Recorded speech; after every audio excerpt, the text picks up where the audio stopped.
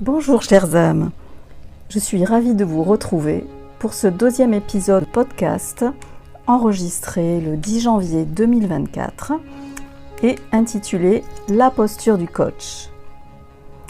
Eric Schmidt, PDG de Google, a déclaré un jour « Tout le monde a besoin d'un coach ».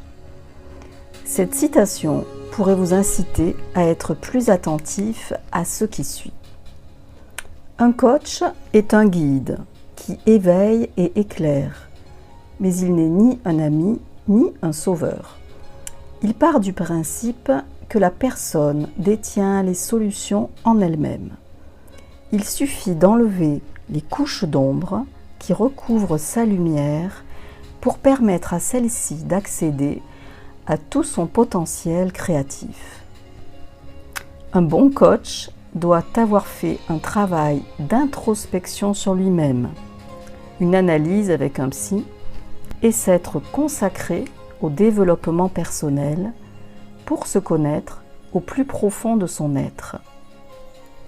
Il doit connaître ses mécanismes de défense, son fonctionnement psychologique, ses syndromes et ses blessures. Il doit également être conscient de ses valeurs, de ses besoins, avoir travaillé sur ses blocages, sur ses peurs, ses traumatismes et ses angoisses. De plus, il doit avoir une bonne estime de lui, être totalement honnête avec lui-même, avoir confiance en lui et en ses ressentis. Cependant, comme tout être humain, un coach peut avoir des moments de faiblesse et de doute.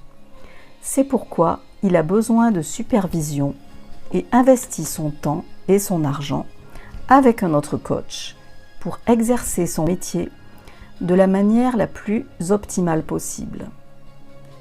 Un coach doit être passionné par sa profession et l'exercer avec sérieux. Il doit adopter une posture stable et rassurante, être bienveillant, patient, tolérant, empathique et pratiquer la psychologie positive. Il peut également faire preuve d'autorité pour stimuler la personne sans craindre de la déstabiliser. Le coach doit faire preuve de courage et de créativité. Il s'intéresse à la personne, à sa psychologie, à ses émotions, ses besoins, ses valeurs, ses croyances et ses limites. Il travaille sur les émotions de la personne et sur la manière dont le coaché perçoit sa réalité. Si la personne ne les connaît pas elle-même, les séances de coaching lui permettront justement de se connaître plus profondément.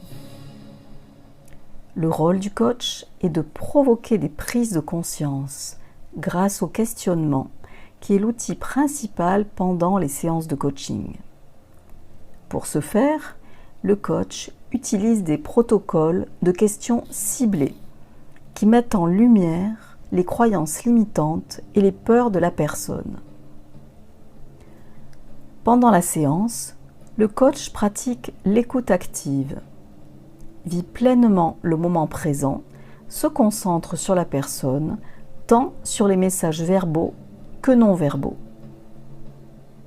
Le coach est également attentif à ses propres ressentis intérieurs et à ce que son inconscient lui transmet. Car il faut savoir qu'il y a une connexion qui s'établit entre les deux inconscients. Il est très important d'être connecté à ses ressentis et d'être intuitif. Le coach est à l'écoute d'une sagesse intérieure qui le guide. Il utilise également les retours d'informations, le feedback, et en fait régulièrement part au coaché. Entre les séances, le coach donne un ou plusieurs exercices à faire en fonction de la problématique à traiter. Bien que ce ne soit pas son rôle premier, il peut également donner des conseils si le coaché le demande. Le coach respecte totalement la vie et la vision de la personne qui demande son accompagnement. Il est important de savoir que le coach a une obligation de moyens mais pas de résultats, car cette partie appartient à la personne elle-même. Il peut en effet y avoir une série de résistances qui se mettent en place, telles que ne pas dire toute la vérité sur ce qu'on pense, qu'on ressent, faire semblant de s'intéresser à ce que le coach dit, ou encore rester sur la défensive. Le coaché peut avoir également des doutes, penser qu'il a déjà tout essayé et qu'on ne peut plus rien faire pour lui. Ou encore établir un transfert en voyant le coach comme un parent. Il est important dans ce cas-là de faire preuve de patience, de compréhension et de persévérance pour permettre à la confiance de s'établir, lâcher prise et entrer dans le processus de la croissance personnelle. Enfin, le coach doit fournir un contrat de travail indiquant le cadre, l'éthique et la confidentialité, l'objectif à atteindre, le tarif et la durée approximative de l'accompagnement. Voilà, c'est terminé et j'espère que cet épisode vous a plu et vous aura donné envie de vous faire accompagner par un coach. Je vous invite à consulter mon site internet lacléducoachingholistique.fr et vous dis à bientôt pour un nouvel épisode.